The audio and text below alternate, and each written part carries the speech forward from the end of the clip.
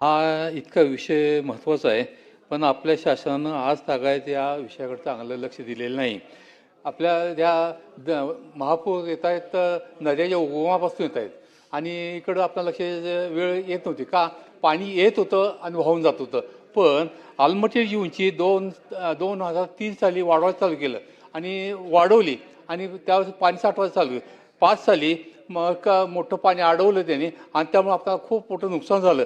5 तर पुन्हा 19ला इतकं मोठं नुकसान झालं. 3 आठवडे पाणी होते. 3 आठवडे आमची गावाच्या गाव आम्हाला उचलून बाहेर ठेवावं लागली आणि तिथं इतकं मोठं पाणी असताना सुद्धा अगदी सांगलीच्या स्टेशन चौकात पाणी आलं होतं.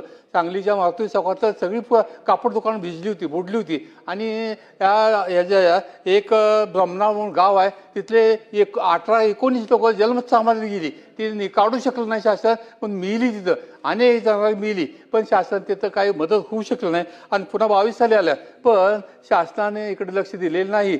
मागं आम्ही अंकली फाट्या मोठं आंदोलन केलं. या आंदोलनात दखल घेऊन शासनानं आम्हाला मंत्री महोदयानं बोलवलं, आमची मिटिंग घेतली आणि त्या मिटिंगमध्ये आम्हाला एक सांगितलं की आम्ही कोर्टात जातोय.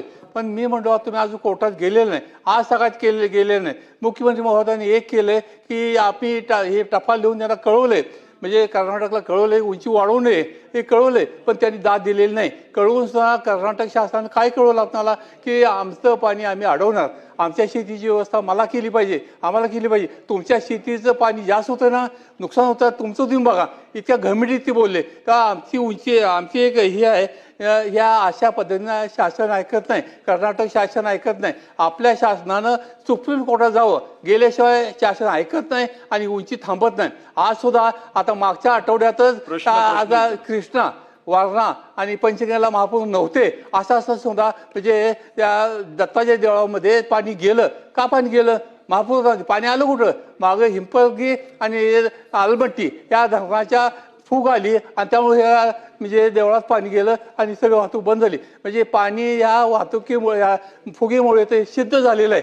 आता ह्या महिन्यात सिद्ध झालं आहे, मागच्या आठवड्यात सिद्ध झालेलं आहे. आणि आपण अजून कोर्टात गेलो नाही. आपण म्हणतो बाबा इकडे जातो, पाणी वळवतो. पाणी वळवणं सोपं नाही. मागच्या आठवड्यात नर्मदा बचाव समितीच्या अध्यक्षा की त्या बोलल्या की पाणी वळवू शकत नाही तुम्ही आणि वळवायचं त्या डोक्याचा विषय घेऊन माझी आता एकच शासनाला विनंती आहे की तुम्ही थांबवू शकताय, पण कोर्टात गेल्यानंतर थांबवू शकताय. सुप्रीम कोर्टात जावं शासनानं आणि हे पाणी म्हणजे उंची वाढवायला थांबावं. आज 519 मीटर उंची असताना सुद्धा आमचं इतकं मोठं नुकसान झालेलं होतंय आणि 524 मीटर झाल्यावर आमच्या तिन्ही जिल्ह्यातली गावाच्या गाव उचलून जातील, शेती सोडावं लागेल, इतकी वाईट अवस्था होईल. माझी विनंती महोदयांना एकच आहे, त्यांनी सुप्रीम कोर्टात जावं आणि त्याला थांबावं. ह्याच उपाय, याचा वेगळा उपाय नाही.